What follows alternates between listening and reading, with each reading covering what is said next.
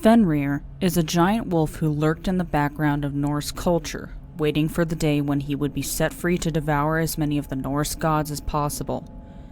Fenrir is a supersized wolf. At birth, he was already considered a threat to the gods, and as he grew, it became clear that he would turn into a Jotun, or giant, among wolves. As an adolescent, Fenrir was so large that the drool and foam which spilled from his mouth formed a river. When he reached his terrible adult size, his jaws were so large that they reached from the ground to the sky when he opened them. When Fenrir was just a pup, prophets began to predict that he would spread chaos and destruction through the 9 worlds.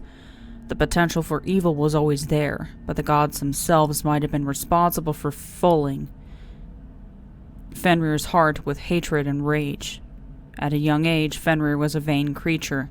He liked to show off his size and strength, and he took several risks to show the gods how powerful he was. He was also clever. He realized that the gods saw him as an enemy rather than a friend, and that they would destroy him if they had the chance.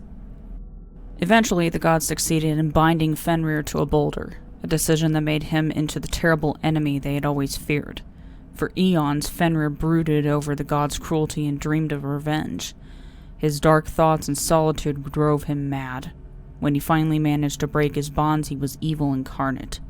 He destroyed everything in his path, having no mercy left in his warped heart. Fenrir had an ability that made him almost impossible to defeat: limitless growth. By the time the gods realized this, Fenrir had already grown to a monstrous size. None of the gods dared to attack him outright, so they decided to try to restrain him instead. Unfortunately, Fenrir's unlimited strength meant that he would someday outgrow his restraints, no matter how strong they were, and break loose to wreak revenge on the gods. Fenrir was fathered by Loki, the god of chaos.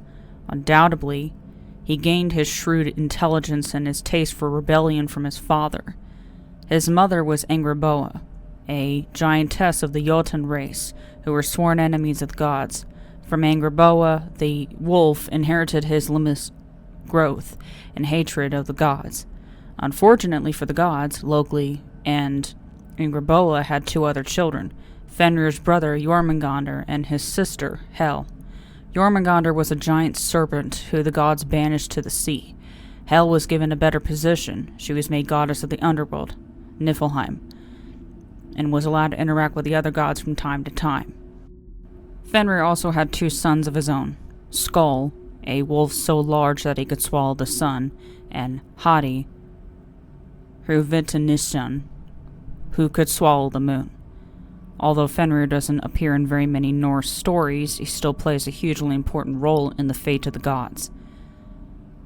When Fenrir was young, prophecies began to emerge about him and Loki's other children. According to the prophets, Loki's children would fight against the gods during Ragnarok, the apocalypse that would destroy Aesir, the kingdom of the gods. Fenrir's role in Ragnarok was particularly terrifying. He was expected to swallow Odin, the ruler of the gods. Of course, the gods of Aesir did everything they could to prevent or at least delay these prophecies from coming true. They banished Jormungandr and Hel, but Fenrir was already too powerful to be banished. At first, the gods tried to raise Fenrir as one of them, hoping that they could win his loyalty, but their efforts were undermined by their true feelings towards Fenrir.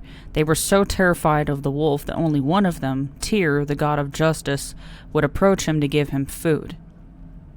As Fenrir continued to grow, the gods gave up on befriending him and instead decided to try to trap him instead.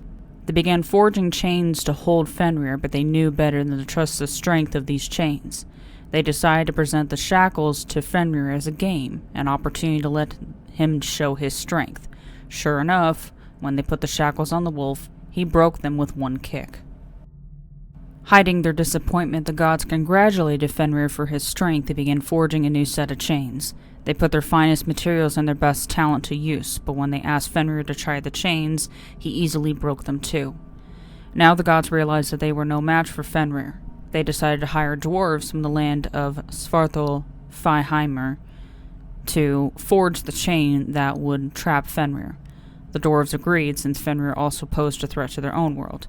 They used 6 mythical ingredients: the sound of a cat's feet, the roots of a mountain, a bear's sinews, a woman's beard, a fish's breath, and a bird's spit, to create Gleipnir, a magical, indestructible chain that looked as light and delicate as silk. The gods invited Fenrir to the island of Linlvi for one last test of his strength. Fenrir arrived full of confidence, but when he saw Gleipnir, he suspected that there was a trick. "It looks to me that I will gain no fame from tearing apart such a slender band, but if it is made with art and trickery, then even if it does look thin, it is not going on my legs," the wolf told the gods. Nevertheless, the gods assured Fenrir that he could easily break the slender band, and if he couldn't, he would be considered no threat to them and set free. Fenrir was not convinced. He replied, "If you bind me so that I am unable to release myself, then you will be standing by in such a way that I should have to wait a long time before I got any help from you.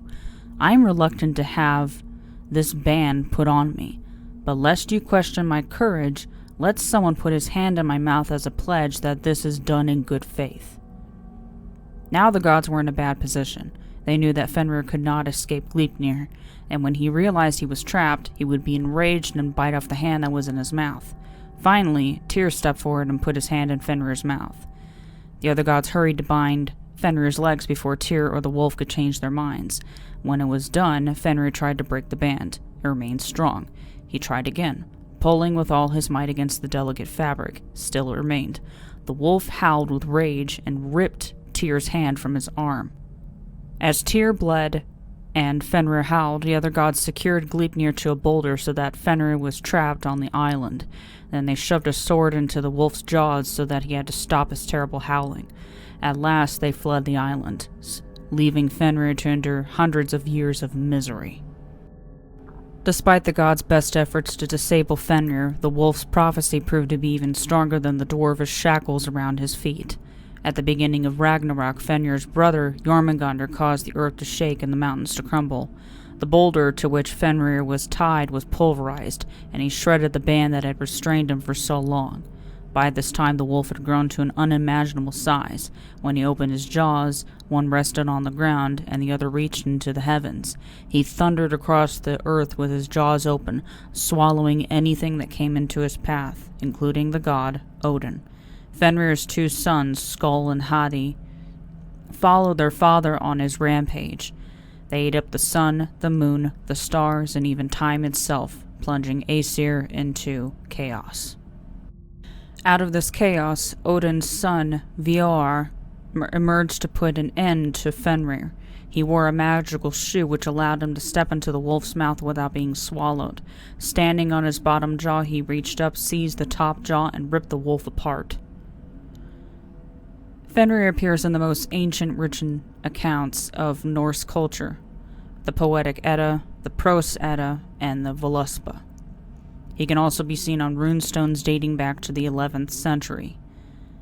In the early 1900s, Fenrir appeared in some paintings and poems inspired by Norse culture. However, he has rarely been mentioned outside the context of Norse culture. One notable exception is J.K. Rowling's Fenrir Greyback, a werewolf in the Harry Potter series who is known for his ferocious appetite.